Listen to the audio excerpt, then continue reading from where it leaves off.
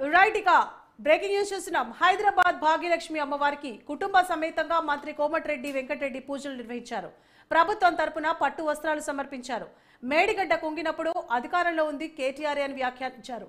ఇక కుట్రలు చేస్తే డ్యామ్ ఎలా కుంగుతుంది అని ప్రశ్నించారు కోమటిరెడ్డి.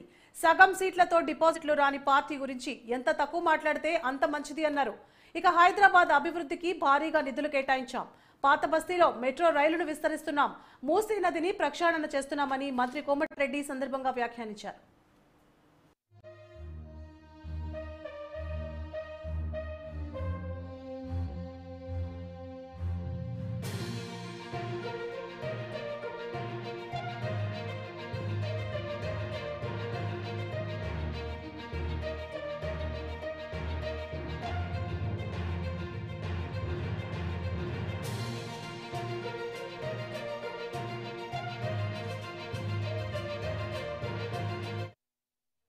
ప్రాజెక్టు కాంగ్రెస్ పై కుట్ర చేసింది. 2022లో పెద్ద వరదలు వచ్చినా దానికి ఏం కాలేదు.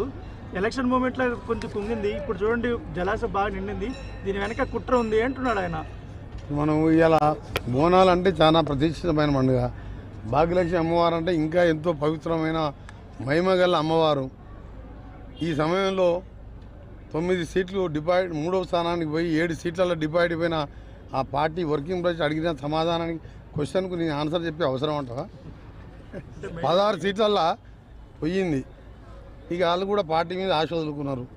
అలాంటి క్వశ్చన్కి ఆన్సర్ చేస్తే ఈ పండుగ రోజు వాతావరణం ఖరాబ్ అవుతుంది. అది వాళ్ళ విజ్ఞతకే వదిలిపెడుతున్నా. 3 ఏళ్ల కింద ప్రాజెక్టు కట్టిండ్రు. 70 ఏళ్ల కింద సాగర్ కడితే ఒక గీత పడలేదు. బాక్రా నగర్ కడితే ఒకటి గీత పడలేదు. ఇది అందరూ కూడా నిపుణుల కమిటీ నేషనల్ మన NDSA వాళ్ళు రిపోర్ట్ ఇచ్చింది. మాకు రిపోర్ట్ క్యాబినెట్ మినిస్టర్లు అందరికీ కూడా మాకు సర్క్యులేట్ చేసినాం. ఇప్పుడు తాత్కాలికంగా రిపేర్ చేసినా ఈ ఫ్యూచర్లో ఈ 3 బ్యారేజ్లు కూడా ఉంటాయని గ్యారంటీ లేదని చెప్పి రిపోర్ట్ కాపీ కేటీఆర్ గారికి మధ్యాహ్నం ఇంటికి పోయిన తర్వాత కాపీ పంపిస్తాం. అది దేశ విదేశాలకు ఇచ్చిన ఎక్స్పర్ట్ రిపోర్ట్. అది అన్ని తప్పులు చేసి ఇవాళ దేవుని దగ్గర మీకు ప్రశ్న కూడా తప్పు. ఆ తప్పు అయిపోయింది. మాది పొరపాటున కట్టాం. కమిషన్ కోసం కట్టామా దేనికోసం కట్టామా పొరపాటు అయిందని చెప్పి తెలంగాణ ప్రజలకు తప్పైందని చెప్పి ఆ 2 లక్షల కోట్లు ఇవాళ గోదావరిలో కలిపినట్టు అయింది.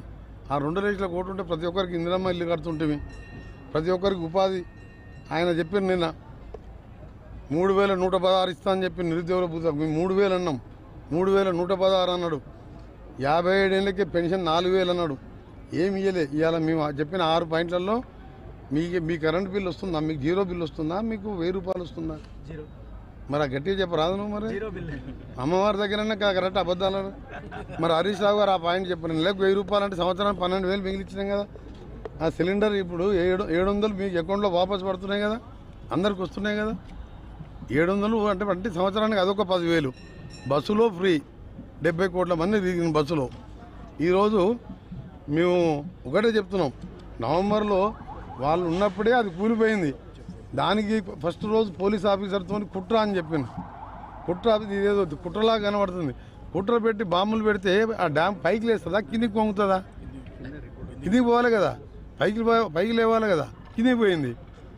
ఫౌండేషన్ లేదు, నాలెడ్జ్ లేదు. ముఖ్యమంత్రి ఆయనే, చీఫ్ ఇంజనీర్ ఆయనే, చీఫ్ మినిస్టర్ ఆయనే.